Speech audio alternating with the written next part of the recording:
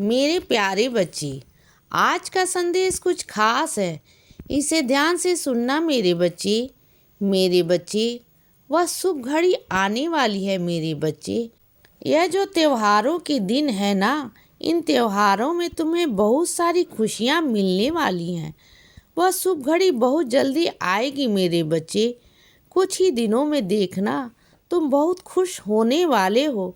बहुत खुश क्योंकि तुम्हारे साथ कुछ ऐसा अनुभव होने वाला है, ऐसे कोई चीज़ होने वाली है जिसके द्वारा तुम बहुत खुश हो जाओगे बच्चे, बहुत खुश। और ये क्या हताश और निराश होकर बैठे हो? क्यों हताश और निराश नहीं होना है, तुम्हें बिल्कुल नहीं होना है। समझ गए ना? और अपने सारे मन की बातों को मुझसे कहना। जो भी तुम किसी और से नहीं कर पाते हो ना, सीधा अपने साईं के पास आना और अपनी सारी बातें कह देना मुझसे, सारी बातें। और हाँ, मेरी तरफ से हाँ है तुम्हारे लिए। तुमने जो जवाब पूछा था ना, मुझसे जो सवाल किया था ना तुमने कि बाबा मुझे जवाब दो, हाँ या ना का, कोई तो ठीक है। तुम्हें आज हाँ का जवाब दिया, तुम्हें स्वीकृति दी। खुश रहो बच्चे। तुम ना जो चुनना चाहते हो वह चुनो। जो तुम्हारा मन है वह तुम्हें दूंगा, जरूर दूंगा। जो तुम्हारे भाग में नहीं भी होगा ना, वह मैं भी तुम्हें दूंगा। तुम्हारी सेवा से तुम्हारा बाबा बहुत प्रसन्न है, बहुत प्रसन्न है बच्चे। और सुनो, निंदा से ना परेशान मत हुआ करो। निंदा उन्हीं की होती है जो आगे बढ़ते हैं बच्चे, जिनकी प्रशंसा होती है। आगे दुनिया में तो जो लोग उनसे ईर्ष्या करते हैं वो कुछ नहीं कर सकते, तो क्या करे, निंदा ही करे। तो बल्कि तुम्हें खुश होना चाहिए कि तुम्हारी निंदा हो रही है। निंदा से ना जो चीज़ें होती हैं, एक तो तुम्हें उपलब्धियां प्राप्त हो रही हैं, इस वजह से लोग चिढ़े हैं और चिढ़ के कारण तुम्हारी निंदा कर रहे हैं। जो इंसान आगे बढ़ ही नहीं सकते उसकी कौन निंदा करेगा बताओ। निंदा तो उसी की होती है जो आगे बढ़ने के काबिल होते हैं, जिसके अंदर कुछ खास बातें होती हैं, जो गुण होते हैं वो तुम्हारे अंदर हैं बच्चे। तुम्हारे अंदर वह खास चीज़ें हैं जिसके कारण तुम्हारे अंदर इतनी काबिलियत है कि तुम इतना आगे चले जाते हो। और दूसरा मेरे बच्चे, अगर कोई तुम्हारी निंदा करता है ना, तो यह समझ लो तुम्हारे पाप धुल रहे हैं। जो तुम्हारे अशुभ कर्म है ना, वो तो तुम्हें काटने पड़ेंगे। लेकिन अब ना जो निंदा कर रहे हैं ना, वह अब तुम्हारे पापों को ऐसे ही धो रहे हैं अपनी जीव से। तो बहुत अच्छी बात है, यह तो बहुत अच्छी बात है। तुम्हें तो बल्कि खुश होना चाहिए बच्चे। समझ रहे हो ना मेरी बातों को?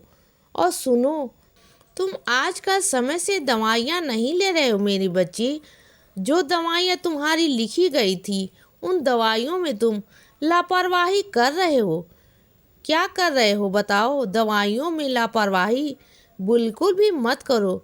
तुम जानते हो ना तुम्हारी जान का खतरा हो सकता है, फिर क्या कर रहे हो यह सब कुछ? अगर दवाइयाँ ख़त्म भी हो जाती हैं ना, तो ख़त्म होने से पहले ही एक दिन पहले उसे लेकर आओ। तुम जानते हो ना, अगर एक भी दिन तुम दवाई नहीं खाओगे तो कितनी दिक्कत होगी, तुम्हें कितनी परेशानी होगी बच्चे। देखो, यह चीज़ें दूसरों के लिए नहीं है, खुद के लिए है। खुद को जब तक नहीं चलाओगे, शरीर को नहीं चलाओगे तो कैसे कर पाओगे बताओ। मैं नहीं कहता कि दूसरों के लिए कुछ करो, लेकिन कम से कम खुद के पाँव तो इतना खड़े हो पाओ कि खुद से अपने लिए कुछ कर पाओ।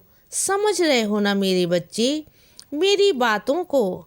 और यह कल गुस्सा क्यों हो रहे थे मुझसे? इतना गुस्सा, मुझ पर गुस्सा मत हुआ करो।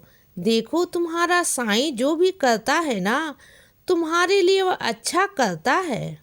मैं मानता हूँ कि कभी कभी तुम्हारी बातें योजनाएं मेरे तरीके समझ नहीं पाते, क्योंकि मेरे तरीके विचित्र होते हैं, क्योंकि ना वह बहुत रहस्यमय होते हैं, तुम्हें समझ में नहीं आएंगे। लेकिन इस तरह के गुस्सा होना अच्छी बात नहीं बच्चे।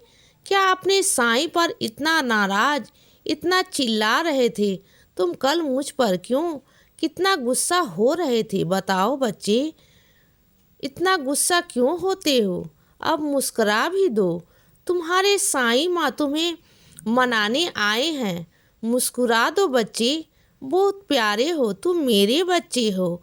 और मेरी बात सुनो, जो तुमने कहा मुझसे, मैंने वह सब सुना, सारी बातें सुनी है तुम्हारी। बस मैं तुमसे इतना कहना चाहता हूँ कि गुस्सा और नाराज मत हो। जो तुम चाह रहे हो ना वही होगा, लेकिन अभी जो हो रहा है ना उसे देखो, स्वीकार कर लो, अपने मन से स्वीकार करो, आगे वही होगा।